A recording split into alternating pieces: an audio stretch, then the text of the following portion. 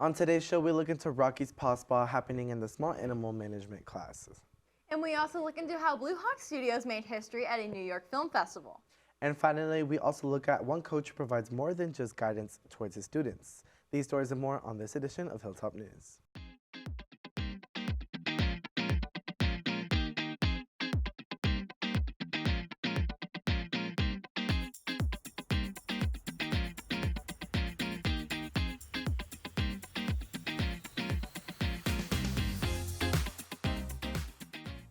What's rockin' Rock Nation, and welcome back to another episode of Hilltop News live from Studio 1060. I'm Yurem Ramirez. And I'm Cambria Hess. How's it going today, Yurem? I mean, it's going pretty great. I mean, we're already Wednesdays, so we only have 2 more days left of the week. So I'm really glad. I mean, yesterday though was also Veterans Day, which I know you're in JRTC. Did you do anything to celebrate towards that? Yeah, I actually got to take pictures of them doing a presentation of the colors. So that was definitely pretty cool to honor our veterans out in the community. Most definitely, most definitely. Well, just to bring us back on topic, Cambria Hess is going to catch you up on everything going on around the Hill. Thank you, Yurem. Last Thursday, the FFA organization hosted a leadership development event on campus, giving members a chance to develop and practice their skills before their district contest yesterday at McKinney High School. 5 different groups of students participated in various competitions. The most I see gaining through LDEs are being able to speak in front of people, and that better prepares you for what you do in life, whether that be a job interview or just speaking in front of a crowd, because you're getting used to only speaking in front of a couple people, but that really boosts your confidence the more you do it. The results from the FFA district contest will include Molly Kiefer taking 3rd place in the senior creed speaking category, and other placing categories being job interview, senior quiz, green hand quiz, radio broadcasting, and public relations. Rock Hill is partnering in the Cornerstone Christmas for a school-wide wrapping supply drive. Freshmen are collecting tape, sophomores are bringing bows, and juniors and seniors are supposed to bring wrapping paper. Be sure to get your donations in before the deadline on November 21st. The student grooming teams and small animal management classes are bathing dogs and providing other services for staff around campus. Akshaya Kadiri has the story. Small animal management classes are offering teachers a chance to bring in their dogs for the Rocky Paw Spa.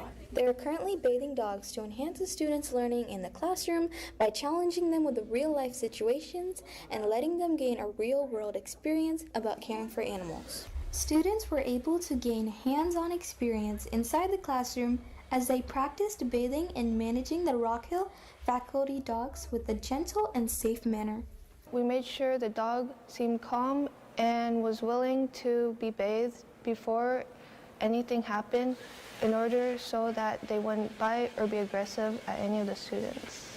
Students also made sure to take safety protocols and precautions before taking care of the animal.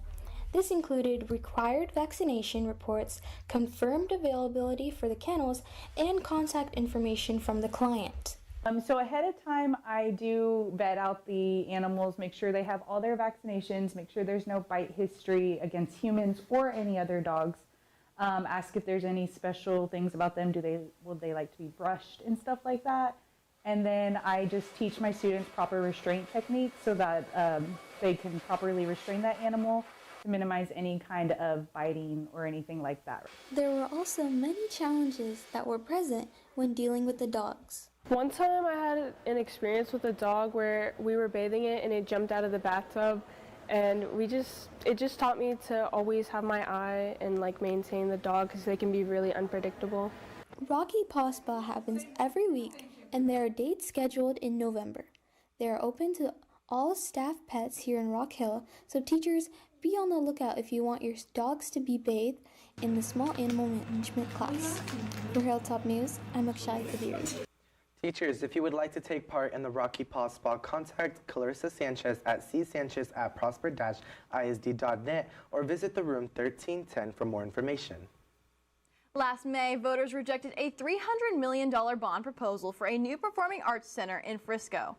The project, developed between the Frisco City Council and Prosper ISD, remains under discussion as officials continue to consider alternative options to pass the bond. Yesterday was the grand opening for a new burger restaurant, Hop Dottie, located in the West Grove development off of Highway 380, giving random prizes to the first 100 customers to come in, varying from a free shake to a free burgers for a year. Jeff Yass, a New York billionaire, recently donated $100 million to the University of Austin in Austin, Texas.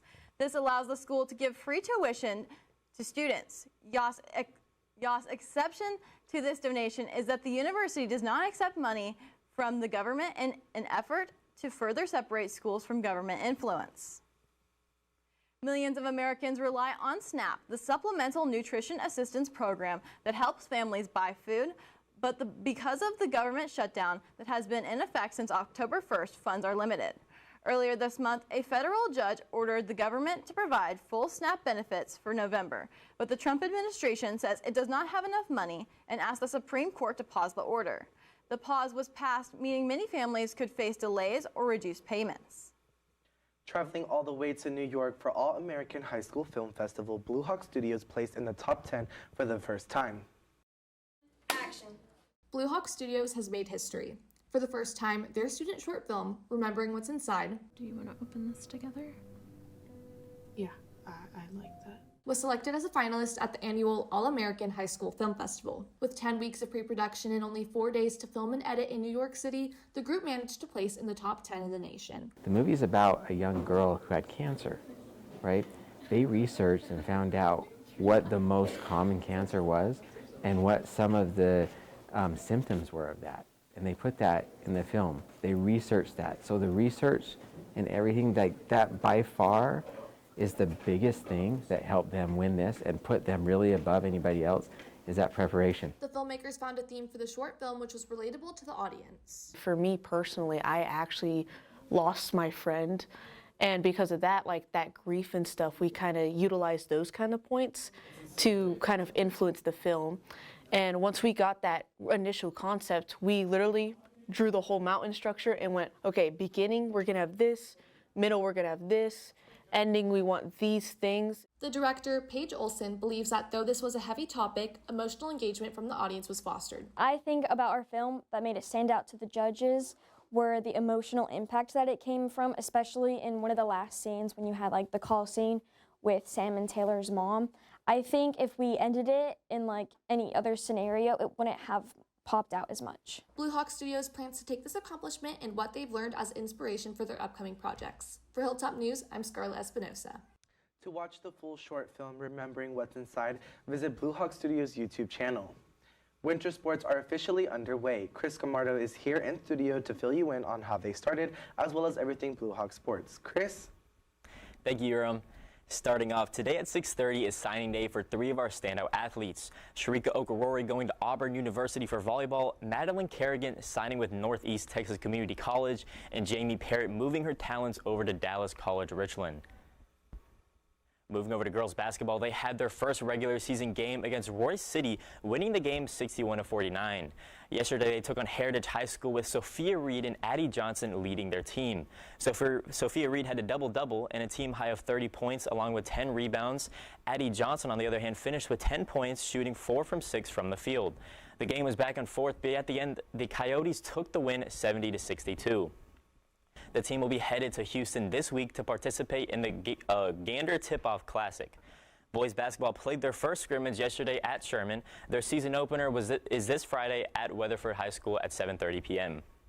Our wrestlers are getting back on the mats with our team competing in their annual Black and Blue match. This contest is meant for Rock Hill wrestlers to play each other, giving an outlook on what to look forward throughout the season. Blue won the match 62-50, and their next match is today at Panther Creek.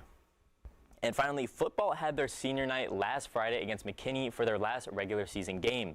With this game being a must-win for playoffs, it was high stakes. With that being said, our Blue Hawks did not shy away with statistically our best performance of the year. Quarterback Nate Vincent threw for 5 touchdowns, tying the record with Brenner Cox back in 2021. 4 of those touchdowns Bryce Allen caught in the first half. He finished the game with an additional 11 receptions for 165 yards, while on the other side of the quarterback, Leo Williams had his own success with 9 receptions for 112 yards and a receiving touchdown of his own. Looking at our defense, they did their job, getting 5.5 tackles for a loss and 3 interceptions to secure the Blue Hawks spot in the postseason, winning the game 38-13. On the topic of football, one Rock Hill coach is serving up more than just game plans. He's serving meals. I took a deeper dive into how his effort is bringing his players together in an unexpected way. Hey, barbecue in the team room. Yeah. We got a whole spread. Hey. Tuesdays on the football field are just a regular day for the team. Coach Colin Avery takes a little extra time to prepare weekly meals to fuel the players for the week ahead. You know, growing up, you know, I was under coaches who they had team meals for their position groups. And so now I figured, why not just do it for the whole team? You know, I don't live close. Since I can't invite them to my house, then I usually just do it at the school. And so just to see those guys' faces light up, you know, when I pull the foil off the food, it really means a lot to me. Coach Avery has made a variety of different meals throughout the season, giving more than just food, but supplying time to bond between both coaches and players. It's been all types of food. It's been Mexican food, Italian food. He's made burgers the last week.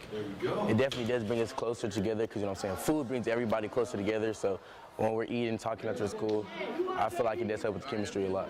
Giving players opportunities to build team morale have been what has made Coach Avery stand out from the sideline, highlighting his commitment to be more than a coach, but a mentor for the players to look up to. First thing I do when I hire a coach is I want to know about their family. I want to know what kind of man they are, and I want to know that they're good to come in and mentor our players. So he's a huge part of what we do when it comes to just building the program and doing things to build relationship with players off the field, which is 90% of this job, in all honesty. He's been a great hire. Very, very blessed to have him here. The football team has found their spot in the postseason, putting an emphasis on weekly traditions like these, giving players memories that will last longer than just a season. For Hilltop News, I'm Chris Scamardo. The Blue Hawks will be playing at Denton Guyer this Friday at 7 p.m. for Rock Hill's first playoff game of the season. Well, that's all for our Blue Hawks sports. I'm Chris Scamardo. Now back to the desk. Well, that's all we have for today's show. For Hilltop News, I'm Yurem Ramirez. And I'm Cambria Hess. Keep rocking, Blue Hawks.